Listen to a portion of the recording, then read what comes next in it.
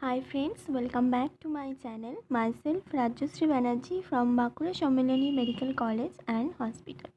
আজকে দেখো আমরা তোমাদের যে ক্লাস 11-এর চ্যাপ্টার 8 আছে অর্থাৎ cell the unit of life, ওই চ্যাপ্টারটা আজকে আমরা খুব তাড়াতাড়ি মানে এই আজকের যে ক্লাসটা সেটা একটা অন্য রকমের ক্লাস হবে আর কি। মানে খুব তাড়াতাড়ি আমরা যতটা পারবো পোর্শন আমরা শেষ করার চেষ্টা করব। যেই জায়গাগুলো খালি ইম্পর্ট্যান্ট আছে সেই জায়গাগুলো আমরা উল্লেখ করে বা তোমাদেরকে সেই জায়গাগুলো আমি বুঝিয়েও দেবো করে তাড়াতাড়ি করে যতটা পারবো আমি শেষ করার চেষ্টা করব। কারণ তোমাদের কিন্তু পরীক্ষা সামনেই আছে, সেই জন্য যাদের মনে করো এখনও সেল চ্যাপ্টারটা কিছুই পড়ে উঠতে পারোনি এনসিইআরটি থেকে, তাদের জন্যই মেনলি এই রকমভাবে পড়ানোর আমি একটা চেষ্টা করছি। যদি তোমাদের দেখো পুরো ভিডিওটা, তারপর যদি তোমাদের উপকার হয়ে থাকে তাহলে অবশ্যই কিন্তু কমেন্ট বক্সে জানাবে যে তোমাদের সুবিধা হলো কি না। তাহলে আমি এই রকমভাবেই প্রত্যেকটা চ্যাপ্টার মানে খুব ডিপলি না গিয়ে শুধুমাত্র নিট লেভেলের যেগুলো ইম্পর্টেন্ট যে জায়গাগুলো এনসিইআরটি থেকে সেগুলো উল্লেখ করে পড়িয়ে দেওয়ার চেষ্টা করব বেশিরভাগ চ্যাপ্টারগুলো। ওকে, তাহলে চলো আজকে আমরা শুরু করি cell the unit of life. তো এখানে যে ফার্স্ট পোর্শনটা আছে, এই যে এই পোর্শনটা, এটা হচ্ছে ইন্ট্রোডাকশন পার্ট। এটা কোনো দরকার নেই তোমাদের নিটের জন্য, শুধু যে জায়গাগুলো নিটের জন্য দরকার সেগুলোই কিন্তু আমি এই যে ভিডিওটা হচ্ছে এখানে আমি পড়াবো। ওকে, তো দেখো কি কোনটা ফার্স্ট দরকার, যেটা হচ্ছে হোয়াট ইজ এ সেল। এখানে তোমাদের একটা লাইন আছে যেটা তোমাদের জানা দরকার, সেটা কি যে unicellular organism R capable of, এক নম্বর হচ্ছে ইন্ডিপেন্ডেন্ট এক্সিস্টেন্স অ্যান্ড দু নম্বর হচ্ছে performing the essential function of life. অর্থাৎ ইউনিসেলুলার অর্গানিজম অর্থাৎ যে সমস্ত অর্গানিজমে একটা সেল আছে তারা ক্যাপেবল হয় ইন্ডিপেন্ডেন্ট এক্সিস্টেন্স অর্থাৎ নিজে নিজে বাঁচতে ক্যাপেবল হয় এবং কি করে বিভিন্ন লাইফের যে এসেনশিয়াল ফাংশনগুলো সেগুলো পারফর্ম করতেও কিন্তু ক্যাপেবল হয়ে থাকে। বোঝা গেল। তারপরে কি বলছে এনিথিং লেস দ্যান, এটার সাথেই এটা বোঝানোর জন্য যে যদি anything less than a complete structure of a cell does not ensure independent living. অর্থাৎ একটা সেলস হলে সে বাঁচতে পারবে, কিন্তু যদি একটা সেলসের থেকেও কম হয়, আমি যদি হাফ সেলসকে বলি সে ইন্ডিপেন্ডেন্ট লিভিং করতে পারবে কিনা, তাহলে কিন্তু সেটা পারবে না। সেটাই এই লাইনটার মাধ্যমে বোঝানো হয়েছে। তারপরে যেটা মেন তোমাদের মনে রাখতে হবে, ফার্স্ট মনে রাখতে হবে যে আমাদের মানে এই সেল চ্যাপ্টারের ফার্স্ট হচ্ছে আমাদের যেটা আইডিয়া রাখার জন্য মনে রাখতে হবে যে একটা সেল, শুধুমাত্র একটা সেল কিন্তু সে লিভিং বিংস হিসেবে বেঁচে থাকতে পারে, তার ইন্ডিপেন্ডেন্ট এক্সিস্টেন্স থাকতে পারে এবং সে লাইফের যেই সমস্ত কাজগুলো এসেনশিয়াল সেগুলোকে পারফর্ম করতে পারে, কিন্তু একটা সেলের থেকে কম হলে সেগুলো পারবে না। এরপর একটা কনক্লুশন যেটা ভেরি ভেরি ইম্পর্টেন্ট তোমাদের পরীক্ষার জন্য, সেটা হচ্ছে cell is the fundamental structural and functional unit of all living organism. এটা আমরা ছোটোবেলা থেকেই পড়ে আসছি এই লাইনটা, সেটাই এখানেও বলা হচ্ছে যে সেল হচ্ছে একটা ফান্ডামেন্টাল স্ট্রাকচারাল এবং functional unit of all living organism. এই লাইনটাও কিন্তু তোমাদের ভেরি ভেরি ইম্পর্ট্যান্ট। এই লাইনটা তুলে দিয়ে ট্রু অর ফলস বা কোনো ম্যাচ করতে বলে, মানে কোনটা ঠিক স্টেটমেন্ট বলে 4-5টা স্টেটমেন্টগুলো সেখানে এই লাইনটা তুলে দিতে পারে, বা এরম দিতে পারে cell is the fundamental functional unit of all living organism, সেখানে স্ট্রাকচারালটা না থাকতে পারে, তখন সেটা তোমাদেরকে অ্যানালাইসিস করে সেইরকমভাবে কোশ্চেনটার অ্যান্সার দিতে হবে। ওকে, তারপরে বলছে Antonie van Leeuwenhoek first saw and describe a life cells. অর্থাৎ এখান থেকে তোমাদের কী কোশ্চেন আসতে পারে, মনে রাখতে হবে যে অ্যান্টনি ভ্যান লুয়েনহক হচ্ছে প্রথম লিভিং সেলস লাইফ সেলস করেছিল অর্থাৎ দেখেছিল। রবার্ট ব্রাউন সে কি ডিসকভার করেছিল, সে নিউক্লিয়াস ডিসকভার করেছিল। তাহলে এখান থেকে আমাদের দুটো সায়েন্টিস্ট, একটা হচ্ছে লিউয়েনহক লাইফ সেল হচ্ছে প্রথম দেখেছিল এবং ডেসক্রাইব করেছিল, আর রবার্ট ব্রাউন হচ্ছে প্রথম নিউক্লিয়াস ডিসকভার করেছিল। তারপরে পার্টটা কোনো জানার দরকার নেই। তারপরে আসছি সোজাসুজি সেল থিওরিতে। Cell theory is a very important part, এটা জানার জন্য ইম্পর্ট্যান্ট এবং আমাদের নিটের কিন্তু কোশ্চেন আসে এই জায়গা থেকে।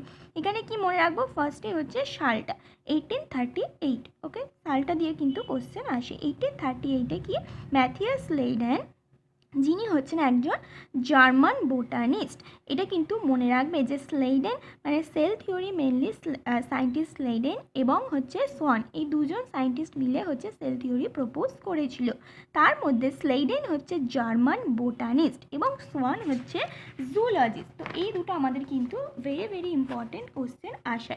এই যে সোয়ান হচ্ছে ব্রিটিশ জুলজিস্ট, তো এটা কিন্তু ম্যাচ দ্য কলামে আসে যে স্লেইডেন এবং সোয়ান দিয়ে দিল এবং আরও কিছু সায়েন্টিস্টের মনে করো নাম দিয়ে দিল, দিয়ে মনে করো দিল যে ব্রিটিশ জিওলজিস্ট, জার্মান বোটানিস্ট বা জার্মান জুলজিস্ট এরকম হচ্ছে অপশানে আসতে পারে। তখন তাহলে তোমাদের এই জায়গা থেকে কী মনে রাখতে হবে যে আমাদের সেল থিওরি হচ্ছে প্রপোজ করেছিল দুজন সায়েন্টিস্ট স্লেইডেন এবং সোয়ান, যার মধ্যে স্লেইডেন হচ্ছে জার্মান বোটানিস্ট এবং সোয়ান হচ্ছে ব্রিটিশ জুলজিস্ট। ওকে, এবারে হচ্ছে দেখো স্লেইডেন যখন মানে ওনারা দুজনে কী করেছিল, আলাদা আলাদাভাবে দুটো কথা বলেছিল, কারণ স্লেইডেন হচ্ছে বোটানিস্ট এবং সোয়ান হচ্ছে জুলজিস্ট, কিন্তু তাদের দুটো কথা কি একসাথে মিলে একটা হচ্ছে কনক্লুশন এসেছিলো, যেটা হচ্ছে আমাদের সেল থিওরি নামে হচ্ছে পরিচিত। দেখো তোমাদের বইতে লেখাই আছে যে স্লেইডেন এবং Schwann together formulate the cell theory. তাহলে তোমাদের যদি কোশ্চেন আছে সেল থিওরি কারা ফর্মুলেট করেছিল, তখন কিন্তু দুজনার নামই হবে স্লেইডেন এবং সোয়ান, যার মধ্যে স্লেইডেন হচ্ছে একটা জার্মানিস বোটানিস্ট এবং সোয়ান হচ্ছে ব্রিটিশ জুওলজিস্ট। এর মধ্যে যদি গল্পের মতো মনে রাখা যায় যে স্লেইডেন কি বলেছিলেন, স্লেইডেন বলেছিলেন সেটাও তোমাদের এনসিইআরটিতে আছে, কিন্তু ওটা অতটাও ইম্পর্টেন্ট নয় পরীক্ষার জন্য। তো স্লেইডেন কি বলেছিলেন একটু মনে রাখো, যে স্লেইডেন কি বলেছিলেন, তিনি বলেছিলেন যে প্রত্যেকটা প্ল্যান্ট সেলস মানে প্ল্যান্ট যে টিস্যুগুলো আছে সেগুলো সেলস নিয়ে তৈরি, মানে একটা নির্দিষ্ট এই যে আগের পাতায় আছে different kind of cells which form the tissue of the plants. Okay, এইটা বলেছিলেন যে প্ল্যান্টের যে টিস্যুগুলো সেটা হচ্ছে ডিফারেন্ট কাইন্ড অফ সেলস নিয়ে হচ্ছে তৈরি। তো এই কথাটা হচ্ছে স্লেইডেন বলেছিলেন, যিনি হচ্ছে জার্মান বোটানিস্ট। আর সোয়ান হচ্ছে যিনি ব্রিটিশ জুলজিস্ট, তিনি বলেছিলেন যে different type of study different type of animal cells, এবং কি রিপোর্ট করেছিল যে সেলসের মানে একটা আউটার লেয়ার আছে যেটা হচ্ছে প্লাজমা মেমব্রেন। তিনি যেহেতু জুলজিস্ট ছিলেন তিনি অ্যানিমাল সেলস সম্বন্ধে বলেছিলেন, আর স্লেইডেন যেহেতু বোটানিস্ট ছিলেন তাই তিনি প্ল্যান্ট সেলস নিয়ে বলেছিলেন। করে তারপরে তারা কি কনক্লুড, এই যে হি অলসো কনক্লুডেড, এখানে হি কে বলো তো, এখানে হচ্ছে সোয়ান। এটা কিন্তু একটা নিউ এমসিকিউ, দেখো আমার লেখা আছে যে এটা কোনোবারে আসেনি কিন্তু এটা আসতে পারে, যে he also concluded based on his studies on plant tissue, মানে এই যে সোয়ান ইনি জুলজিস্ট ছিলেন ঠিকই, কিন্তু ইনি আবার প্ল্যান্ট টিস্যুর ওপরেও কী করেছিলেন, এক্সপেরিমেন্ট করেছিল, এবং তিনি কি বলেছিলেন that the presence of cell wall is a unique character of the plant cells. অর্থাৎ তিনি অ্যানিম্যাল সেলসে দেখেছিলেন একটা সেল মেমব্রেন আছে, এবং তিনি তারপর কী করেছিলেন প্ল্যান্ট সেলসটাকেও নিয়ে স্টাডি করেছিলেন এবং বলেছিলেন যে প্ল্যান্ট সেলসের মধ্যে একটা ইউনিক ক্যারেক্টার আছে যেটা হচ্ছে প্রেজেন্স অফ হচ্ছে সেল ওয়াল। তাহলে তোমাদের এইটা আসতেই পারে যে কোন সায়েন্টিস্ট বলেছিলেন যে প্ল্যান্ট সেলসের একটা ইউনিক ক্যারেক্টার যেটা হচ্ছে প্রেজেন্স অফ সেল ওয়াল। তখন তোমাদের মনে হতে পারে যে স্লেইডেন এবং সোয়ান ছিল, তাহলে স্লেইডেন হচ্ছে বোটানিস্ট ছিল, তাহলে উনি প্ল্যান্ট সেলসের ওপরে হচ্ছে কাজ করেছিলেন। এরকম যদি মনে করে কোশ্চেনের আনসারটা করতে যাও তাহলে কিন্তু ভুল হয়ে যাবে, কারণ এইটা করেছিল সোয়ান। এই যে হি, অর্থাৎ এই কথাটা বলার পরে হি বলেছেন মানে এই সায়েন্টিস্ট সোয়ান ইনি হচ্ছে এই যে ব্রিটিশ জুওলজিস্ট, ইনি হচ্ছেন এইটা বার করেছিলেন। এটা হচ্ছে নিউ এমসিকিউ, কোনো বারে আসেনি কিন্তু তোমাদের আসতে পারে, এবং এটা এলে কিন্তু বেশিরভাগ স্টুডেন্টের ভুল করার চান্সটা বেশি থাকে। তারপরে দেখো তারপরে কি বলছে, এখানটা আমাদের হয়ে গেল যে সেল থিওরি কারা ফর্মুলেট করেছিল, স্লেইডেন এবং সোয়ান। এবার আসছে scientist Rudolf Virchow. Rudolf Virchow কী করেছিলেন, তিনি বলেছিলেন যে ওমনিস সেলুলা ই সেলুলা, মানে এটার মানেটা কি, যে আমাদের যে নতুন সেলটা তৈরি হবে সেটা তার প্যারেন্ট সেলস থেকে তৈরি হবে। এই যে ফার্স্ট ইনি কি এক্সপ্লেন করেছিলেন যে সেলস ডিভাইডেড আর new cells are form from preexisting cells, অর্থাৎ আগে থেকে এক্সিস্ট করছে এরকম সেলস থেকেই নতুন সেলস হচ্ছে তৈরি হচ্ছে। এটা কোন সায়েন্টিস্ট বলেছিলেন, রুডল্ফ ভার্চু।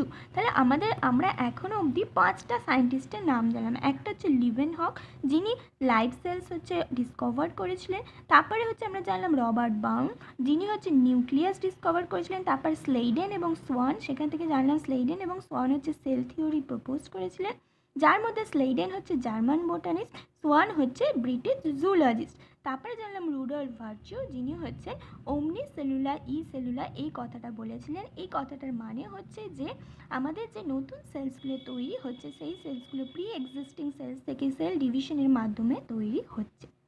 তাহলে আশা করছি তোমাদের এই জায়গা থেকে যদি কোশ্চেন আসে তোমরা পারবে। He modified the hypothesis of Sladen-Swan to give the cell theory is a final shape. তাহলে এখান থেকে একটা কোশ্চেন আসছে যে আমাদের সেল থিওরিকে ফাইনাল শেপ কোন সায়েন্টিস্ট দিয়েছিল। তখন কখনোই মনে করবে না যে সেল থিওরি যেহেতু ফর্মুলেট করেছিল স্লেডেন এবং সোয়ান, তাহলে ওনারাই ফাইনাল শেপ দিয়েছিল, কিন্তু না, সেল থিওরি ফর্মুলেট করেছিল কারা যদি বলে তখন স্লেডেন সোয়ান হবে। যদি বলে সেল থিওরিকে ফাইনাল শেপ কোন সায়েন্টিস্ট দিয়েছিল তখন কিন্তু আনসারটা হবে রুডল্ফ ভার্চিউ।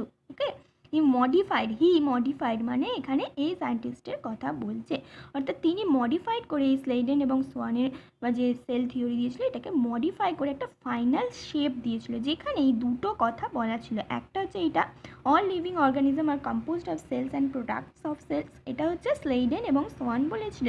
আর রুডল্ফ ভার্চিউ কোনটা বলেছিল, এইটা all cells arise from preexisting cells. তাহলে আমাদের এই অবধি ক্লিয়ার হলো। এবারে আসছে অ্যান ওভারভিউ অফ সেলস। এই জায়গাগুলো তোমরা বেশিরভাগ ক্ষেত্রে জানো, তাই আমি এত লাইন বাই লাইন বলবো না। এই জায়গাগুলো কি আছে আমি একটা গ্রস ওভারলি বলে দিচ্ছি। ওকে, এখানে এই জায়গাগুলো থেকে কী কী জানার আছে। ফার্স্টে হচ্ছে আমরা জানবো যে আমরা যদি একটা অনিয়ন পিল এবং হিউম্যান চিক এখানে দুটো নেওয়া আছে, অর্থাৎ একটা প্ল্যান্ট সেল এবং একটা অ্যানিম্যাল সেলস। তো দুটোর মধ্যে কী ডিফারেন্স আমরা দেখতে পারবো। প্ল্যান্ট সেলসের মধ্যে আমরা দেখতে পারবো আউটার একটা ডিস্টিংক্ট একটা সেল ওয়াল আছে, এই যে সেল ওয়াল আছে এবং তারপর সেল মেমব্রেন আছে। আমি বলছি সেটা শুনে নাও, তাহলে এই জায়গাটা মানে পড়া হয়ে যাবে। যদি একটা প্ল্যান্ট সেল এবং একটা অ্যানিম্যাল সেলস, তাহলে প্ল্যান্ট সেলসের মধ্যে আমরা কী কী জিনিস দেখবো, সেল ওয়াল আছে বাইরে থেকে যদি দেখি, সেল মেমব্রেন আছে, সাইটোপ্লাজম আছে এবং তারপর নিউক্লিয়াস আছে। আর যদি অ্যানিম্যাল সেলসটাতে দেখি তাহলে কি দেখবো যে এই যে সেল ওয়ালটা দেখলাম, অ্যানিম্যাল সেলসে কোনো সেল ওয়াল থাকবে না, সেল মেমব্রেন দিয়ে শুরু হবে। সেল মেমব্রেন থাকে, সাইটোপ্লাজম থাকবে এবং নিউক্লিয়াস থাকবে। আরেকটা যেটা ইম্পর্টেন্ট, যেটা অ্যানিম্যাল সেলসে শুধুমাত্র পাওয়া যায়, ঠিক যেমন প্ল্যান্ট সেলসে শুধুমাত্র সেল ওয়াল পাওয়া যায়, ঠিক একইভাবে অ্যানিম্যাল সেলসে একটা নির্দিষ্ট অর্গানেলস পাওয়া যায় যেটা প্ল্যান্ট সেলসে পাওয়া যায় না, সেটা হচ্ছে সেন্ট্রিওলস। যে সেন্ট্রিওলসটা সেল ডিভিশনে হচ্ছে হেল্প করে। সেই কথাটা তোমাদের কোথায় লেখা আছে বলো তো, এখানে।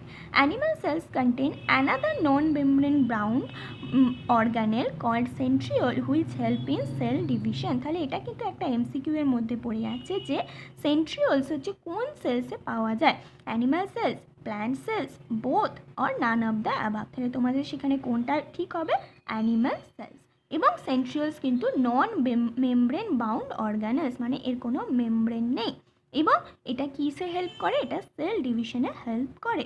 আর যেমন সেন্ট্রিওল শুধুমাত্র অ্যানিম্যাল সেলসে পাওয়া যায়, ঠিক একইভাবে সেল ওয়াল কিন্তু শুধুমাত্র প্ল্যান্ট সেলসেই পাওয়া যায়। তাহলে অ্যানিম্যাল সেলস এবং প্ল্যান্ট সেলসে আমরা ডিফারেন্সটা জানলাম। এবার একটা নির্দিষ্ট জিনিস জানতে হবে, যেটা হচ্ছে আমাদের এই নিউক্লিয়াস দেখলাম, অর্থাৎ দুটোরই দেখলাম যে মাঝে একটা নিউক্লিয়াস আছে এবং দুটোর ক্ষেত্রেই যেটা দেখলাম একটা সাইটোপ্লাজম আছে। এই যে দুটোর ক্ষেত্রেই সাইটোপ্লাজম আছে, এই সাইটোপ্লাজম দিয়ে একটা পয়েন্ট বেরোচ্ছে যেটা তোমাদের এমসিকিউ হিসেবে আসতে পারে, যে the cytoplasm is the main arena of the cellular activity in both plant and animal cells. এটা কিন্তু এমসিকিউ আগেও এসছে এবং সেটা আসতেও পারে যে কোন জায়গাটা হচ্ছে main arena of cellular activity in both the plant and animal cells কোনটা। তখন সেখানে অপশান থাকতে পারে সাইটোপ্লাজম বা আরও অন্যান্য সেল অর্গানিক নিউক্লিয়াস এরকম। তখন সেটা মনে রাখতে হবে যে cytoplasm is the main area of the cellular activity in the both plant and animal cells, অর্থাৎ প্ল্যান্ট এবং অ্যানিম্যাল সেলসের সেলুলার অ্যাক্টিভিটি যা হয় তার মেন যে এরিয়াটা সেটা কিন্তু সবটাই সাইটোপ্লাজমের মধ্যে হয়ে থাকে। এটা কিন্তু ভেরি ভেরি ইম্পর্ট্যান্ট এমসিকিউ। একটা এমসিকিউ যেমন বললাম যে প্ল্যান্ট সেলসে শুধুমাত্র, এগুলো লিখে রাখো যে প্ল্যান্ট সেলসে শুধুমাত্র সেল ওয়াল পাওয়া যায়, অ্যানিম্যাল সেলসে শুধুমাত্র সেন্ট্রিওল পাওয়া যায়। তারপরে এমসিকিউ হচ্ছে cytoplasm is the main arena of the cellular activity in both the plant and animal cells. তো এই অবধি হয়ে গেল। এবার জানবো আমরা প্রোক্যারিওট এবং ইউক্যারিওটিক সেলসের মধ্যে ডিফারেন্স। তো এই যে আমরা প্ল্যান্ট এবং অ্যানিম্যাল দুটো সেলসের মধ্যে কি দেখলাম, নিউক্লিয়াস আছে। ফার্স্টে cell membrane, cell wall plant সেলসে ছিল সেল মেমব্রেন, তারপর সাইটোপ্লাজম, তারপর নিউক্লিয়াস। এর ক্ষেত্রে কি দেখলাম, অ্যানিমালসে সেল মেমব্রেন, সাইটোপ্লাজম, নিউক্লিয়াস। তো এই যে নিউক্লিয়াসগুলো আছে, এই নিউক্লিয়াসের মধ্যে কি থাকে, ক্রোমোজোম থাকে। এই যে নিউক্লিয়াসের মধ্যে ক্রোমোজোম থাকে, ক্রোমোজোমের মধ্যে আবার ডিএনএ থাকে, যেটা হচ্ছে জেনেটিক মেটেরিয়ালটাকে কন্টেন্ট করে। হলো এই যে নিউক্লিয়াসটা আছে, এই নিউক্লিয়াসের ওপর, নিউক্লিয়াসের মেমব্রেনের ওপর, অর্থাৎ কিছু কিছু সেলসে দেখা যায় নিউক্লিয়াসটা মেমব্রেন বাউন্ড থাকে, আর কিছু কিছু নিউক্লিয়াস দেখা যায় সেই নিউক্লিয়াসটা মেমব্রেন বাউন্ড নয়। তো এই যে নিউক্লিয়াসটা মেমব্রেন দ্বারা আবৃত কিনা তার উপর ডিপেন্ড করে আবার দুটো সেলসে আমরা ভাগ করি। কী কী? একটা হচ্ছে প্রোক্যারিওট, একটা হচ্ছে ইউক্যারিওট। দুটো ডিফারেন্স আমি বলে দিচ্ছি, দরকার হলে তোমরা লিখে নাও। কি দেখো, প্রোক্যারিওটিকে হচ্ছে মেমব্রেন বাউন্ড নিউক্লিয়াস থাকে না, ইউক্যারিওটিকে হচ্ছে মেমব্রেন বাউন্ড নিউক্লিয়াস থাকে। ইউ মানে কথাটা মনে রাখবে ট্রু, অর্থাৎ ট্রু নিউক্লিয়াস পাওয়া যায়। ট্রু নিউক্লিয়াস মানে হচ্ছে আমাদের নিউক্লিয়াসের বাইরে মেমব্রেন থাকবে। ঠিক আছে, তাহলে আমরা বুঝতে পারবো যে তোমাদের যদি কোশ্চেন করে যে মেমব্রেন বাউন্ড নিউক্লিয়াস কোথায় থাকে, তাহলে মেমব্রেন বাউন্ড নিউক্লিয়াস মানে সেটা ট্রু নিউক্লিয়াস। তাহলে ট্রু নিউক্লিয়াস হচ্ছে ইউক্যারিওটিক সেলস, ইউ মানে হচ্ছে ট্রু, তাহলে ইউক্যারিওটিক সেলসে হচ্ছে মেমব্রেন বাউন্ড নিউক্লিয়াস থাকে। ঠিক আছে, তো আমি দেখো একটা ছক তোমাদের জন্য বানিয়েছি। দেখো, ইউক্যারিওটিকে হচ্ছে মেমব্রেন বাউন্ড নিউক্লিয়াস প্রেজেন্ট, আর এখানে কি মেমব্রেন ল্যাক ইন নিউক্লিয়াস প্রোক্যারিওটিকে। তারপর কি বলছে, ইউক্যারিওটিকে মেমব্রেন বাউন্ড অর্গানেলসও আছে প্রেজেন্ট। নিউক্লিয়াসটা একটা অর্গানেলসের মধ্যেই পড়ে, কিন্তু নিউক্লিয়াসের মেমব্রেন আছে কি নেই তার উপর ডিপেন্ড করে ভাগ যেহেতু হয়, সেহেতু ওটা আলাদা করে দেখানো হয়েছে। এতে কি অর্গানেলস নেই, মেমব্রেন বাউন্ড অর্গানেলস অ্যাবসেন্ট। এবার এই অর্গানেলসের মধ্যে কী কী অর্গানেলস পড়ছে সেটাই তোমাদের এখানে লেখা আছে। Endoplasmic reticulum, Golgi complex, lysosome, mitochondria, microbodies, vacuoles. Okay, the prokaryotic cell lack such membrane bound organelles. তাহলে এটাও একটা এমসিকিউ হয়ে গেল যে মেমব্রেন বাউন্ড অর্গানেলস কোন সেলসের মধ্যে পাওয়া যায় এবং পাওয়া যায় না। এবারে আসছে যেটা ভেরি ভেরি ইম্পর্টেন্ট, সেটা হচ্ছে 70S রাইবোজোম কোথায় পাওয়া যায়। রাইবোজোম দেখো দুটোর ক্ষেত্রেই কিন্তু পাওয়া যায়, আর রাইবোজোম হচ্ছে মেমব্রেন বাউন্ড নয়। তো রাইবোজোম ইউক্যারিওটিকেও পাওয়া যায়, প্রোক্যারিওটিকেও পাওয়া যায়, কিন্তু ইউক্যারিওটিকে যে রাইবোজোম পাওয়া যায় সেটা হচ্ছে 80S। এটা আমি একটু ভুল লিখেছি এখানে, হ্যাঁ, ইউক্যারিওটিকে হচ্ছে 80S, এটা হচ্ছে 80S হবে, আর এটা হচ্ছে 70S হবে। আমি ঠিক করে দিই, এটা হচ্ছে 80S, এটা হচ্ছে 70S। আর সেইভাবেই হচ্ছে ভাগটা হবে, এখানে হচ্ছে 40 + 60 হবে, আর এখানে হচ্ছে 50 + 30 হবে। ওকে, তো দুটো ইউক্যারিওটিক এবং প্রোক্যারিওটিকে দুটোতেই রাইবোজোম পাওয়া যায়, কিন্তু প্রোক্যারিওটিকে যেটা পাওয়া যায় সেটা 70S, আর ইউক্যারিওটিকে যেটা পাওয়া যায় সেটা 80S। এছাড়া আরেকটা ডিফারেন্স হচ্ছে প্রোক্যারিওটিক সেলস হচ্ছে ইউক্যারিওটিক থেকে স্মলার হয় এবং মাল্টিপ্লাই করে মোর র্যাপিডলি দ্যান ইউক্যারিওটিক সেলস। তো এই কটাই হলো আমাদের ইউক্যারিওট এবং প্রোক্যারিওটিকের হচ্ছে ডিফারেন্স। মেনস এখান থেকে কোশ্চেন তুলবে সেটা হচ্ছে মেমব্রেন বাউন্ড অর্গানেলস কোন সেলসে হচ্ছে আছে, এবং রাইবোজোমে 80S রাইবোজোম কোথায় আছে, বা কোন অর্গানেলস যেটা হচ্ছে ইউক্যারিওটিক এবং প্রোক্যারিওটিক দুটোতেই পাওয়া যায়। তখন আমাদের মনে রাখতে হবে রাইবোজোমস, যেটা ইউক্যারিওটিক এবং প্রোক্যারিওটিক দুটোতেই পাওয়া যায়। এবারে এই যে রাইবোজোম সেলসের মধ্যে আছে, সেলসের মধ্যে এই যে বলছে দেখো, রাইবোজোম শুধুমাত্র যে সাইটোপ্লাজমে পাওয়া যায় তা নয়, রাইবোজোম আরও দুটো অর্গানেলসে পাওয়া যায়। যেমন প্ল্যান্টসের ক্ষেত্রে, শুধুমাত্র প্ল্যান্টসের ক্ষেত্রে ক্লোরোপ্লাস্ট বলে একটা থাকে, যেমন সেল ওয়াল শুধুমাত্র প্ল্যান্ট সেলসে থাকে, সেরকম ক্লোরোপ্লাস্ট বলে একটা সেল অর্গানেলস থাকে, সেটাও শুধুমাত্র প্ল্যান্ট সেলসেই থাকে। তো সেই যে ক্লোরোপ্লাস্ট তার মধ্যেও কিন্তু রাইবোজোম পাওয়া যায়। আর কোথায় পাওয়া যায়, অ্যান্ড মাইটোকন্ড্রিয়া অ্যান্ড অন ইয়ার। এটা কিন্তু এখান থেকেও কিন্তু কোশ্চেন আসে যে রাইবোজোম কোথায় কোথায় পাওয়া যায়, সেখানে অপশন থাকবে সাইটোপ্লাজম, মাইটোকন্ড্রিয়া, এন্ডোপ্লাজমিক রেটিকুলাম, তারপরে দেবে অল অফ দ্য অ্যাবাভ। তাহলে সেখানে তোমাকে সবকটাই জানতে হবে, তবেই তুমি অল অফ দ্য অ্যাবাভে করবে, নাহলে হয়তো কেউ সাইটোপ্লাজমে করে দিল। তো সেই ক্ষেত্রে তাহলে রাইবোজোম কোথায় কোথায় পাওয়া যায়, ribosome cytoplasm, endoplasmic reticulum, chloroplast, আরেকটা এখানে আছে যেটা মাইটোকন্ড্রিয়া।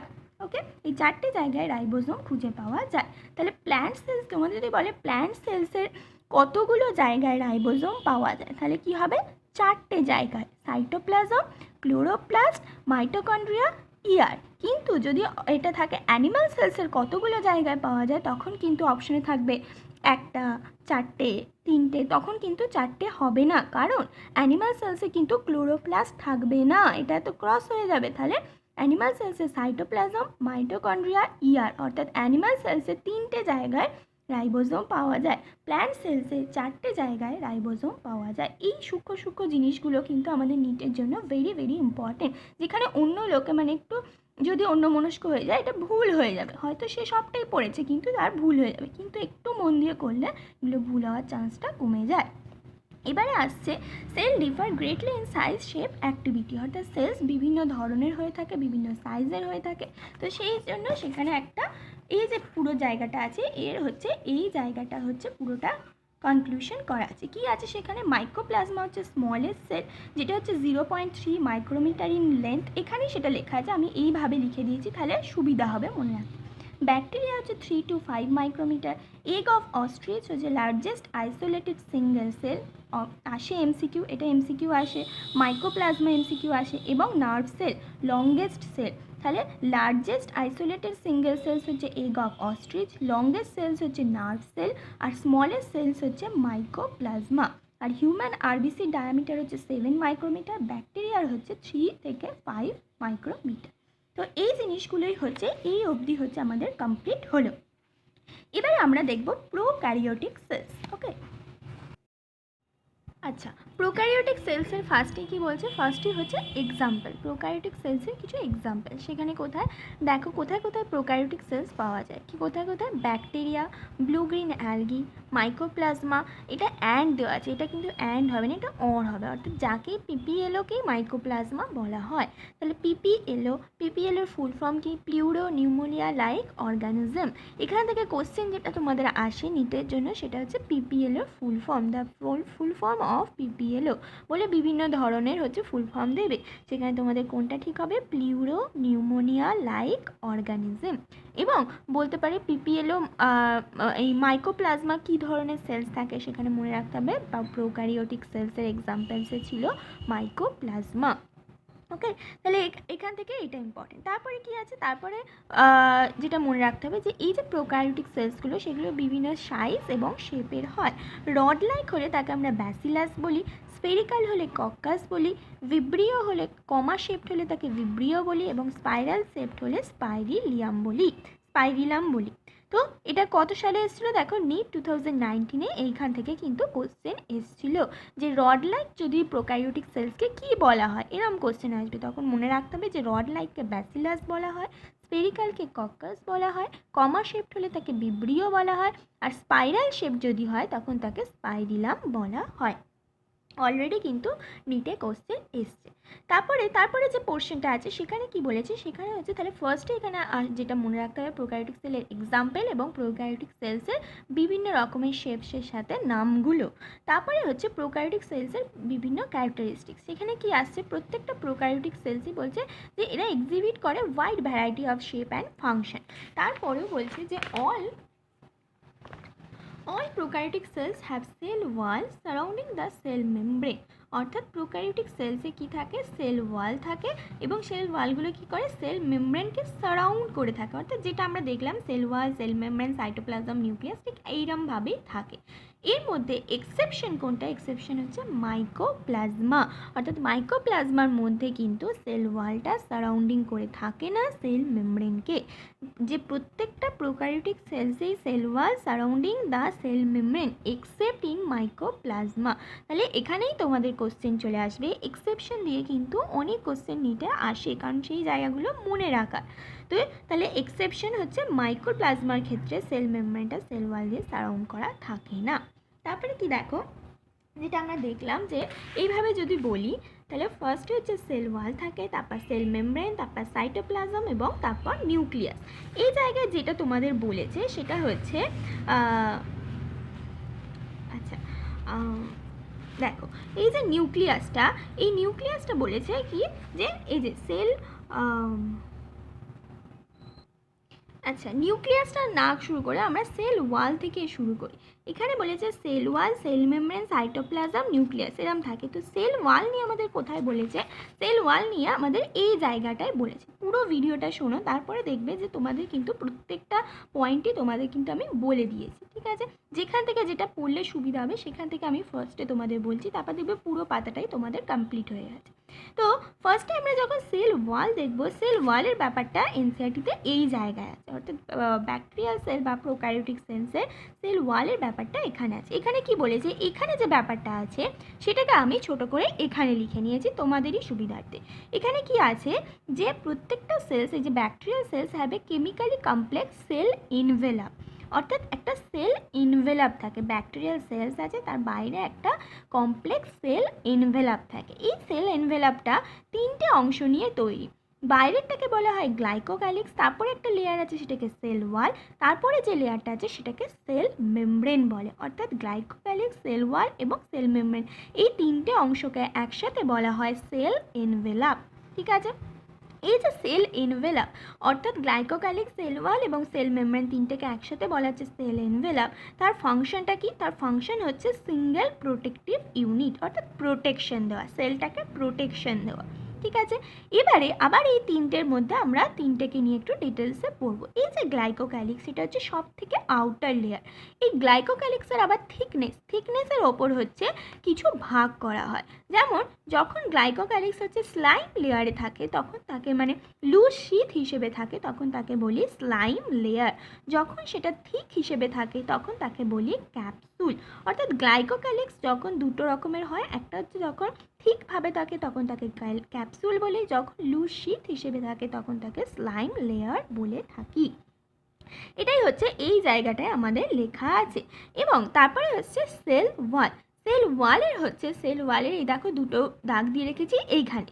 অর্থাৎ সেল ওয়ালের ফাংশন কি, determines the shape of the cell and provide a strong structural support to prevent the bacterium from bursting or collapsing. অর্থাৎ সেলকে একটা শেপ দেয় এবং সেলটা যাতে বাস্ট করে না যায় বা কোলাপস করে না যায় তাই থেকে একটা স্ট্রং স্ট্রাকচারাল সাপোর্ট দিয়ে রাখে এই সেল ওয়াল। তাহলে সেল ওয়ালের হচ্ছে দুটো কাজ আমরা এখানে জেনে ফেললাম।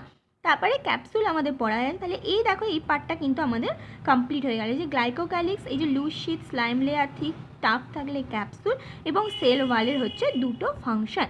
তারপরে পড়ে রাখছে সেল এনভেলাপে, তাহলে দুটো হয়ে গেল সেল মেমব্রেন। তো সেল মেমব্রেন হচ্ছে সেমি পারমিয়েবল, এটাই হচ্ছে মনে রাখা। সেল মেমব্রেন সম্বন্ধে এখানে বলেছে এই যে plasma membrane is semipermeable in nature and interact with the outside world. Okay, এই জায়গাটা একটু মনে রাখবে যে প্লাজমা মেমব্রেন হচ্ছে একটা সেমি পারমিয়েবল ইন নেচার হচ্ছে সেমি পারমিয়েবল। শুধু যে জায়গাগুলো মনে রাখতে হবে সেগুলোই আমি কিন্তু এখানে বলছি। এরপরে আমাদের কিন্তু দেখো এই জায়গাটা কিন্তু হয়ে গেছে। কিভাবে বুঝবে দেখো, দেখো cell envelope, tightly bound 3 layer structure. কী কী, আউটার মোস্ট হচ্ছে গ্লাইকোক্যালিক্স, তারপরে হচ্ছে সেল ওয়াল থাকে এবং তারপরে দেখো সেল মেমব্রেন বা প্লাজমা মেমব্রেন থাকে। এবং সবকটা একসাথে কি তৈরি করে, সিঙ্গেল প্রোটেক্টিভ ইউনিট। অর্থাৎ এই সেল এনভেলাপটার কাজ হচ্ছে সিঙ্গেল প্রোটেক্টিভ ইউনিট হিসেবে কাজ করা। এরপরে যেটা মনে রাখতে হবে সেটা হচ্ছে এই যে bacteria can be classified into 2 group. কিসের হিসাবে 2 গ্রুপ হয়, এই যে সেল এনভেলাপটা আছে সেটাকে যদি স্টেন করা হয় তো 2 রকমের রেজাল্ট দেয়। একটা স্টেনে দেখা যায় সেই স্টেনিংটা হচ্ছে সেখানে থাকছে, অর্থাৎ এই যে একটা হচ্ছে এই যে those that take up the gram stain are call gram positive. অর্থাৎ এই যে ব্যাকটেরিয়াল সেল সেটাকে যদি স্টেন করা হয় তো একটা জায়গায় দেখা যাবে যে একটা টেক আপ করে নিচ্ছে সেই স্টেনিংটাকে, তখন সেটাকে বলবো গ্রাম পজিটিভ। যে সেল এনভেলাপটা সেই স্টেনটাকে টেক আপ করে নেবে তাকে হচ্ছে গ্রাম পজিটিভ, যেটা করবে না তাকে গ্রাম নেগেটিভ। তো এই ব্যাপারটাই এই পুরো জায়গাটাই হচ্ছে আমাদের লেখা আছে। তাহলে এই যে সেল ওয়ালের আন্ডারে এই পুরো জায়গাটা আমাদের কমপ্লিট হয়ে গেল। এবং এখান থেকে কি ইম্পর্টেন্ট, খালি এই যেগুলো আমি জায়গাগুলো বলে দিলাম সেই জায়গাগুলো মনে রাখবে, তাহলে আমাদের পরীক্ষার জন্য কমপ্লিট হয়ে যাবে। এবারে আসছে সেল মেমব্রেন। তো সেল মেমব্রেনের হচ্ছে এই যে সেল মেমব্রেনের হচ্ছে স্পেশাল মেমব্রেনার স্ট্রাকচার। তো সেখানে আমরা দেখবো মেসোজোম টেসোজোম, সেটা পরে আমরা দেখব। তো তাহলে সেল ওয়ালের পরে হচ্ছে সেল মেমব্রেন এলো, তারপরে আসছে আমাদের সাইটোপ্লাজম, তারপরে আসছে কি, তারপরে আসছে নিউক্লিয়াস। নিউক্লিয়াসটা কী রকমের, নিউক্লিয়াসটা এখানে যেটা আমাদের বলেছে এই যে nucleus is no well defined হচ্ছে নিউক্লিয়াস। তাহলে নিউক্লিয়াস নট ওয়েল ডিফাইন্ড এবং জেনেটিক মেটেরিয়াল কী থাকে, নেকেড থাকে। দেখো আমি প্রত্যেকটা পয়েন্ট কিন্তু এই দেখো জেনেটিক মেটেরিয়াল হচ্ছে নেকেড থাকে এবং নিউক্লিয়াসটা কোনো ওয়েল ডিফাইন্ড হচ্ছে থাকে না। এবং এই যে নিউক্লিয়াসের মধ্যে তো একটা ডিএনএ থাকে, এই ডিএনএ ছাড়াও এই যে সেলসের মনে করো একটা সেল এনভেলাপ আছে, এবং সেল এনভেলাপে আমরা জেনে গেছি তিনটে পার্ট, গ্লাইকোক্যালিক্স, সেল ওয়াল এবং সেল মেমব্রেন। তারপরে হচ্ছে সাইটোপ্লাজম আছে, তারপরে হচ্ছে নিউক্লিয়াস আছে, এবং নিউক্লিয়াসের মধ্যে কি নিউক্লিয়াসটা মেমব্রেন বাউন্ড নয়, তাই এখানে কি আছে ডিএনএটা কি আছে নেকেড আছে। এই ডিএনএটা ছাড়াও আরেকটা ডিএনএ হচ্ছে সাইটোপ্লাজমেও হচ্ছে দেখা যায়, সেই ডিএনএটাকে বলা হয় প্লাজমিড। এই প্লাজমিড হচ্ছে দেখো স্মল সার্কুলার ডিএনএ, যেটা আউটসাইড জিনোমিক ডিএনএ, অর্থাৎ নিউক্লিয়াসের মধ্যে যে ডিএনএটা থাকে ওটা হচ্ছে জিনোমিক অর্থাৎ জিন ক্যারি করে, কিন্তু এই যে প্লাজমিড যেটাকে বলছি সেটা কিন্তু আউটসাইড জিনোমিক ডিএনএ, ওটা জিন ক্যারি করে না, মানে সেটা জিনোমিক ডিএনএর বাইরে থাকে এবং সার্কুলার ডিএনএ। এবার কি এটার হচ্ছে দুটো ফাংশন থাকে, এটা কি করে এই প্লাজমিড যে ব্যাকটেরিয়াল সেলস থাকে রেজিস্ট্যান্ট টু অ্যান্টিবায়োটিক্স হয়ে থাকে, এবং এটা কি করে monitor bacterial transformation with foreign DNA. দেখো এখানে তোমাদের সব কটা কিন্তু দেওয়া আছে, কিন্তু এরকম পয়েন্ট ওয়াইজ দেওয়া নেই, সেই জন্য কী হবে লাইন বাই লাইন পড়তে গেলে অনেকটা দেরি হবে। এই যে দেখো small circular DNA, outside the DNA genomic DNA, plasmid, এটা দুটো ফাংশন কি কি, একটা হচ্ছে রেজিস্ট্যান্ট টু অ্যান্টিবায়োটিক্স, একটা হচ্ছে monitoring bacterial transformation with foreign DNA.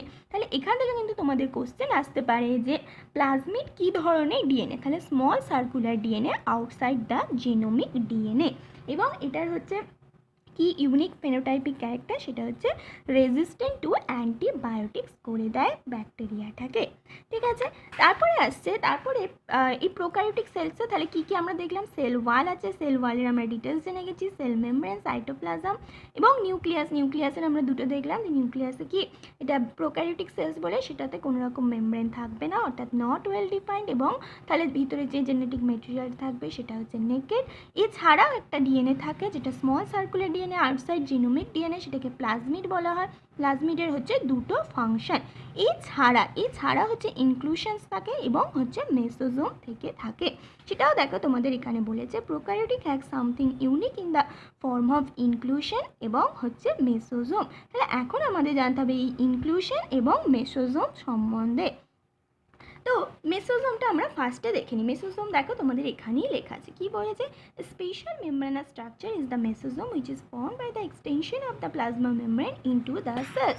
অর্থাৎ এই যে সেলস আছে, মনে করে এই সেলসের সেল এনভেলাপ আছে, এটা হচ্ছে গ্লাইকোক্যালিক্স, সেল ওয়াল এবং এটা হচ্ছে সেল মেমব্রেন। এই সেল মেমব্রেনের কি হয়, এরকম হচ্ছে একটা এক্সটেনশন হয়ে কি তৈরি করে, মেসোজোমস হচ্ছে তৈরি করে। তাহলে মেসোজোমস কি যদি কোশ্চেন আসে, তাহলে এক্সটেনশন অফ প্লাজমা মেমব্রেন, এবং যে এই যে এক্সটেনশনগুলো সেগুলো কী কী ফর্মে থাকতে পারে, ভেসিকলস ফর্মে থাকতে পারে, টিউবিউলস ফর্মে থাকতে পারে বা ল্যামেলি ফর্মে থাকতে পারে। এবার এদের ফাংশন কি, they help in cell wall formation, এরা সেল ওয়াল ফর্মেশনে হেল্প করে, ডিএনএ রেপ্লিকেশনে হেল্প করে এবং ডিস্ট্রিবিউশন অফ ডটার সেলসে হেল্প করে থাকে। এগুলো কিন্তু মনে রাখবে, ফাংশন মেসোজোমের ফাংশন দিয়ে কিন্তু কোশ্চেন আসে, মানে তিনটে দিয়ে দিল তারপর একটা দিল অল অফ দ্য অ্যাবাভ, তাই তখন অল অফ দ্য অ্যাবাভে ক্লিক রাইট দিতে হবে। এবার হচ্ছে দে অলসো হেল্প ইন, তারা আরও কিসে হেল্প করে, রেসপিরেশনে হেল্প করে, সিক্রেশন প্রসেসে, এবং to increase the surface area of the plasma membrane and enzymatic content, এর মধ্যে কিছু এনজাইমও থেকে থাকে। হলো in some prokaryotic like cyanobacteria, there are other membranous extension into the cytoplasm called chromatophores which contain pigment. তাহলে কিছু কিছু প্রোক্যারিওটিক যেমন সায়ানোব্যাকটেরিয়া ক্ষেত্রে এইরকম এক্সটেনশনগুলোকে কি বলা হয়, ক্রোম্যাটোফোর্স বলা হয়, এবং যার মধ্যে পিগমেন্ট থেকে থাকে। তাহলে বেশিরভাগ ক্ষেত্রে যেটা বলা হয় গ্রসলি মেসোজোম, এবং সায়ানোব্যাকটেরিয়ার ক্ষেত্রে এইরকমই কিছু মেমব্রেনাস এক্সটেনশন যার মধ্যে পিগমেন্ট থাকে তাকে বলা হয় ক্রোম্যাটোফোর্স। ওকে, তাহলে আমরা মেসোজোম সম্বন্ধে আমাদের কনসেপ্ট ক্লিয়ার হয়ে গেল। এবার হচ্ছে আমাদের ইনক্লুশন সম্বন্ধে আমরা জানব। ইনক্লুশন বডিজ দেখো তোমাদের এই জায়গায় দেওয়া আছে। ইনক্লুশন বডিজটা কি, প্রোক্যারিওটিক সেলসেই যে সাইটোপ্লাজম আছে সেই সাইটোপ্লাজমে কিছু রিজার্ভ ফুড মেটেরিয়ালস থাকে, সেইগুলোকেই বলা হয় ইনক্লুশন বডিজ। তাহলে ইনক্লুশন বডি কাকে বলা হয়? এই যে প্রোক্যারিওটিক সেলস এইটা, এর যে সাইটোপ্লাজম, এই সাইটোপ্লাজমে কিছু রিজার্ভ মেটেরিয়াল থাকে, তাকে বলা হয় ইনক্লুশন বডিজ। এবং এই ইনক্লুশন বডিজগুলো এই দেখো reserve material in prokaryotic cells. তাহলে ইনক্লুশন বডিজ কি যদি বলে তাহলে বলতে হবে reserve material in prokaryotic cells, যেটা হচ্ছে সাইটোপ্লাজমে থাকে। These were not bound by any membrane system like free in the cytoplasm। অর্থাৎ যেহেতু প্রোক্যারিওটিকে আছে তাই সেটা কোনো রকম মেমব্রেন বাউন্ড থাকবে না, কারণ আমরা জানি যে প্রোক্যারিওটিকেও যে অর্গানেলসগুলো থাকে সেগুলো মেমব্রেন বাউন্ড হয় না। তাহলে ইনক্লুশন বডি যেহেতু প্রোক্যারিওটিকে আছে তাই সেটাতে কোনো মেমব্রেন নেই, সেটা ফ্রি সাইটোপ্লাজমে থেকে থাকে। মেনলি মনে রাখবে ইনক্লুশন বডি হচ্ছে reserve material in prokaryotic cells. Okay, এবার প্রোক্যারিওটিক সেলসে থাকে মানে তার কোনো মেমব্রেন থাকে না। এবারে কিছু এক্সাম্পল কিন্তু আমাদের মনে রাখতে হবে, সেটা হচ্ছে ফসফেট গ্র্যানিউলস, সাইনোফাইসিন গ্র্যানিউলস এবং গ্লাইকোজেন গ্র্যানিউলস। এরকম থাকতে পারে এক্সাম্পল অফ হচ্ছে ইনক্লুশন বডিজ বলে মনে করো ফসফেট গ্র্যানিউলস দিল আর বাকি তিনটে হচ্ছে অন্য অপশন দিল, তখন তোমাকে ফসফেট গ্র্যানিউলসে দিতে হবে, ঠিক আনসার হবে। বা মনে করে এরকম দিয়ে দিল ফসফেট গ্র্যানিউলস, সাইনোফাইনিস গ্র্যানিউলস এবং হচ্ছে গ্লাইকোজেন গ্র্যানিউলস এবং ডি এর অপশন থাকলো অল অফ দ্য অ্যাবাভ, তখন অল অফ দ্য অ্যাবাভটা ঠিক হবে। তাহলে তোমাকে সবকটা নামই একটু ছায়া করে মনে রাখতে হবে, একদম যে লাইন বাই লাইন মনে রাখতে হবে তা নয়। একবার করে একটু আমি বলছি একবার মনে রেখে দাও, পড়া হয়ে যাচ্ছে, আর একবার নিজে পড়ে নেবে, দেখবে পরীক্ষার সময় ঠিক মনে রয়ে যাবে। তারপরে হচ্ছে gas vacuoles are found in blue, green and purple and green photosynthetic bacteria. এটা থেকে কিন্তু কোশ্চেন আসে যে গ্যাস ভ্যাকুলস কোন ব্যাকটেরিয়াতে পাওয়া যায়, সেটা হচ্ছে ব্লু, গ্রিন, পার্পল এবং গ্রিন ফটোসিনথেটিক ব্যাকটেরিয়া। এরকমভাবে মনে রাখবে ব্লু, গ্রিন, শুধু গ্রিন আর হচ্ছে পার্পল, তাহলে তিনটে ব্যাকটেরিয়াতে গ্যাস ভ্যাকুলস পাওয়া যায়। তাহলে আমাদের এই ইনক্লুশন সম্বন্ধেও কিন্তু আমরা জেনে নিলাম। তাহলে আমাদের কোন কোন জায়গাগুলো কমপ্লিট হলো, দেখো এই জায়গাটা, এই পাতাটা কিন্তু আমাদের পুরো কমপ্লিট হয়ে গেছে, এবং এই পাতাটার আমার কোনখানটা খালি বাকি আছে, এই জায়গাটা বাকি আছে আর এই জায়গাটা বাকি। তো এই জায়গাটায় কি বলেছে, এই জায়গাটা সেই রাইবোজোম সম্বন্ধেই বলেছে যে রাইবোজোম কোথায়, দেখো প্রোক্যারিওটিক্সে রাইবোজোম পাওয়া যায় এবং প্রোক্যারিওটিকে কিরম রাইবোজোম পাওয়া যায়, 70S রাইবোজোম, যেটা 50 এবং 30 রূপে থাকে। এবং এখানে যেটা ভেরি ভেরি ইম্পর্টেন্ট যে রাইবোজোমে হচ্ছে are the site of protein synthesis, অর্থাৎ প্রোটিন সিনথেসিস কোথায় হয়ে থাকে, রাইবোজোমে হয়ে থাকে। এটা যখন আমরা রাইবোজোম অর্গানেলসগুলো সম্বন্ধে সবকটা জানবো তখন রাইবোজোম পড়বো, তখন আরও ডিটেলসে পড়বো। তো ওটা এমনি অটোমেটিক দেখবে তোমাদের মনে থেকে যাবে যে প্রোটিন সিনথেসিস কোন অর্গানেলসে হয়, সেটা হচ্ছে রাইবোজোমে। এবং আরেকটা যেটা ইম্পর্টেন্ট সেটা হচ্ছে পলিরাইবোজোম এবং পলিজোমটা কি, সেটা হচ্ছে several ribosome may attach to a single mRNA and form a chain called polyribosome. The ribosome of a polysome translate the mRNA into proteins. অর্থাৎ কি একটা এমআরএনএ আছে এবং তার সাথে হচ্ছে অনেকগুলো হচ্ছে রাইবোজোম হচ্ছে লেগে আছে, এবং এখান থেকে কি হয়, এইভাবেই হচ্ছে একটা প্রোটিন হচ্ছে এখান থেকে প্রোটিন তৈরি হয়ে যায়। তাহলে এইটা হচ্ছে এমআরএনএ আর এটা হচ্ছে এইগুলো হচ্ছে রাইবোজোম। এই যে একটা স্ট্রাকচার এটাকেই বলা হয় পলিজোম। এই পলিজোম থেকে কিন্তু অনেকবার কোশ্চেন এসছে এবং আসতেও পারে, দেখো নিট 2019 এবং এমসেও কোশ্চেন এসেছিলো, আমি লিখে রেখেছি। তাহলে পলিজোম কাকে বলে, সেভারাল রাইবোজোম যখন একটা সিঙ্গেল এমআরএনএর ওপর অ্যাটাচ হয়ে যাবে তখন তাকে পলিজোম বলে, এবং এই পলিজোম থেকেই ট্রান্সলেট হয় এমআরএনএ ইনটু প্রোটিন, অর্থাৎ এমআরএনএ থেকে প্রোটিন এইভাবেই হচ্ছে ট্রান্সলেট হয়ে থাকে। তাহলে এই পোর্শনটা আমাদের কমপ্লিট হলো। এবারে যেটা পড়ে রইল এটা, এখানে কি বলছে যে ব্যাকটেরিয়া হচ্ছে মোটাইল হতে পারে, এখানে দেখো লিখে রেখেছি ব্যাকটেরিয়া মোটাইল হতে পারে এবং নন মোটাইল হতে পারে। যে সমস্ত ব্যাকটেরিয়া মোটাইল তাদের ক্ষেত্রে একটা এক্সটেনশন দেখা যায় যেটা হচ্ছে ফ্ল্যাজেলা। ফ্ল্যাজেলার হচ্ছে তিনটে কম্পোনেন্ট দেখা যায়, ফিলামেন্ট, হুক এবং হচ্ছে বেসাল বডি। সেরকম হলে তোমরা একবার গুগলে সার্চ করে যে ফ্ল্যাজেলার কীরকম ছবিটা সেটা একবার দেখে নাও, সেখানে দেখবে এই তিনটে লেখা আছে এবং সেটাকে আইডেন্টিফাই করে দেওয়া আছে, কোনটাকে ফিলামেন্ট বলছে, কোনটাকে হুক বলছে এবং কোনটাকে বেসাল বডি বলছে। তাহলে এই যে ফ্ল্যাজেলা, এই যে the filament is the longest portion, অর্থাৎ এই যে তিনটের মধ্যে ফিলামেন্ট হচ্ছে লংগেস্ট পোর্শন এবং extend from the cell surface to the outside. তাহলে ফ্ল্যাজেলাটা কীরকম থাকে বলে তো, এই যে সেলসটা, এই সেলস থেকে এরকম, এইটা হচ্ছে ফ্ল্যাজেলা। এবার কিছুটা অংশ ভিতরে থাকে, সেই তার মধ্যেই হচ্ছে এই হুক আর বেসাল বডি, আর এই যেটা বাইরে থাকে এটা হচ্ছে ফিলামেন্ট। এবং এই ফ্ল্যাজেলাটা কী করে, ফ্ল্যাজেলাটা ব্যাকটেরিয়াকে মুভ করতে অর্থাৎ মোটাইল করতে সাহায্য করে। এছাড়া আরও দুটো স্ট্রাকচার থাকে, যেটা হচ্ছে পিলি এবং হচ্ছে ফিমব্রি। এখানে দেখো ইম্পর্টেন্ট লিখে রেখেছি, অর্থাৎ এই জায়গাটা ইম্পর্টেন্ট, পিলি এবং ফিমব্রি। এরা কিন্তু কোনো রকম do not play a role in motility, এরা কোনো মোটিলিটিতে রোল প্লে করে না। পিলি হচ্ছে একটা elongated tubular structure made of a special protein, আর ফিমব্রি হচ্ছে bristle, small bristle like fibre sprouting of the cells. তাহলে কোশ্চেন তোমাদের আসবে যে small bristle like fibre sprouting of the cells in prokaryotic cells কোনটা, pili, ফিমব্রি না flagella না নান of the above? তখন মনে রাখতে হবে ফিমব্রি। ওকে, in some bacteria they are known to help attach the bacteria to rock in streams and also to the host tissue। অর্থাৎ কোনো নদীতে মনে করো রক আছে, সেই রকের মধ্যে, পাথরের মধ্যে এই ব্যাকটেরিয়াগুলোকে যাতে লেগে থাকে, যাতে স্ট্রিমসের সাথে ফ্লো হয়ে না যায়, সেই লেগে থাকার কাজ কিন্তু এই পিলি আর ফিমব্রি করে থাকে। অথবা কোনো হোস্ট টিস্যুতে হচ্ছে অ্যাটাচ হয়ে থাকার কাজটা হচ্ছে এই পিলি আর ফিমব্রি করে থাকে। আর ফ্লাজেলার কি কাজ? ফ্লাজেলার কাজ হচ্ছে ব্যাকটেরিয়াটাকে মোটাইল করা। তাহলে এই হয়ে গেল আমাদের, দেখো পুরো সব কটা পার্টই কিন্তু আমি কমপ্লিট করে ফেললাম আমাদের ডিসকাশনের মধ্যে। এবারে আসছে আমাদের ইউক্যারিওটিক সেলস। ইউক্যারিওটিক সেলসে কি বলছে, যে ইউক্যারিওটিক সেলসে যেমন প্রোক্যারিওটিক এক্সাম্পল বলছিল, ইউক্যারিওটিকের এক্সাম্পল কি বলছে, প্রোটিস্ট, প্ল্যান্টস, অ্যানিমালস এবং ফাঙ্গি। এবং ইউক্যারিওটিক সেলসের কিছু বলছে, মানে ক্যারেক্টারিস্টিক্স কি বলছে, যে এখানে extensive compartmentalisation of cytoplasm through the presence of membrane bound organelles. অর্থাৎ এখানে কি কিছু মেমব্রেন বাউন্ড অর্গানেলস পাওয়া যায়, সেই জন্য কি হয়, সাইটোপ্লাজমটা কম্পার্টমেন্ট ওয়াইজ হচ্ছে ভাগ হয়ে যায় ইউক্যারিওটটা, যেটা প্রোক্যারিওটিকে হচ্ছিল না। এরপর কি বলছে, eukaryotic cells possess and organised nucleus with nuclear envelope.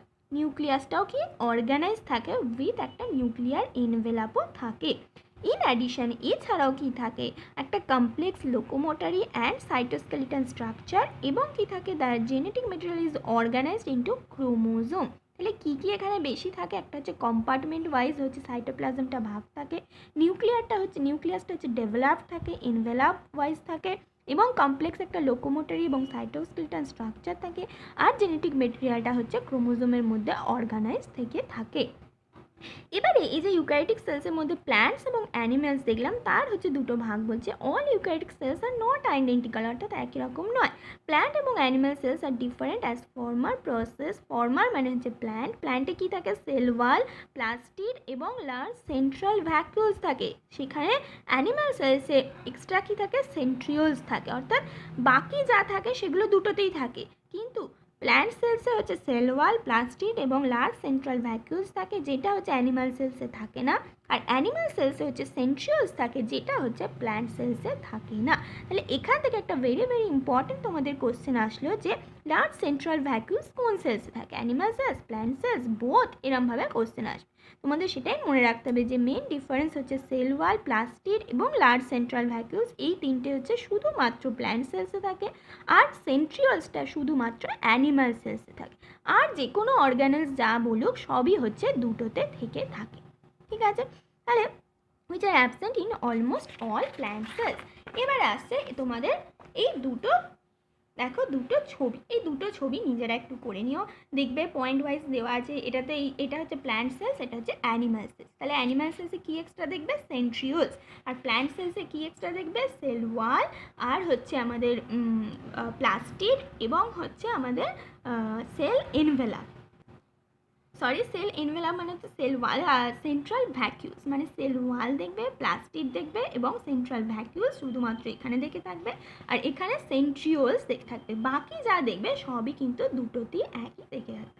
তো তোমরা এগুলো একটুখানি নিজেরা পড়ে নেওয়ার চেষ্টা করবে। তো এরপরে আসছে let us now look at individual cell organelles to understand their structure and function. অর্থাৎ প্রত্যেকটা সেল অর্গানেলস নিয়ে তাদের স্ট্রাকচার এবং ফাংশন নিয়ে আমরা পরে আলোচনা করব। সেটা আর আজকে করছি না, পরে যে ভিডিওটা থাকবে সেখানে আমরা একটা অর্গানেলস নিয়ে, মানে একটা ভিডিওতে মনে করো তিনটে অর্গানেলস তো হয়েই যাবে। তো ওইভাবে তাড়াতাড়ি আমরা চেষ্টা করব যাতে 2-3টে ভিডিওর মধ্যে আমরা পুরো সেলস চ্যাপ্টারটাকে ছোট করে আমরা প্রত্যেকটা ইম্পর্টেন্ট জায়গাগুলোকে বলে বলে আমরা শেষ করতে পারি। তো তোমরা অবশ্যই জানিও যে এই নতুনভাবে পড়ানোর সিস্টেমটা তোমাদের কেমন লাগলো। যদি হেল্পফুল হয় অবশ্যই কিন্তু কমেন্ট করবে এবং বন্ধুদের মধ্যে শেয়ার করবে। আর লাইক তো করেই দিয়েছো তোমরা, আর সাবস্ক্রাইব তো আছেই তোমাদের, তো ওটা বলছি না আর। ঠিক আছে, আজকে তাহলে এই অবধি। Thank you, tata.